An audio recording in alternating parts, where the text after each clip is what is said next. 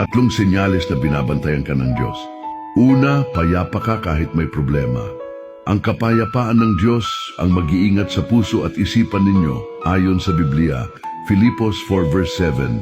Kapag ginawa niyo ito, bibigyan kayo ng Diyos ng kapayapaan na siyang mag-iingat sa puso ninyo at pag-iisip dahil kayo'y na kay Kristo Jesus.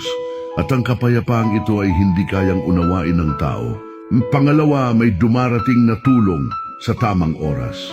May taong biglang tumutulong o nagbibigay sagot sa panalangin mo, senyales yan na gumagawa ang Diyos.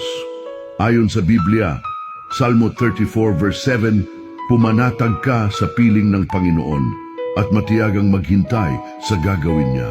Huwag mong kainggitan ng masasama na gumiginhawa kahit pa magtagumpay ang masasamang plano nila. Pangatlo, lumalakas ka kahit pagod na. Pinalalakas ng Diyos ang mahihina at pagod. Ayon sa Biblia, Isaiah 40 verse 29, pinalalakas niya ang mga nanghihina at ang mga napapagod.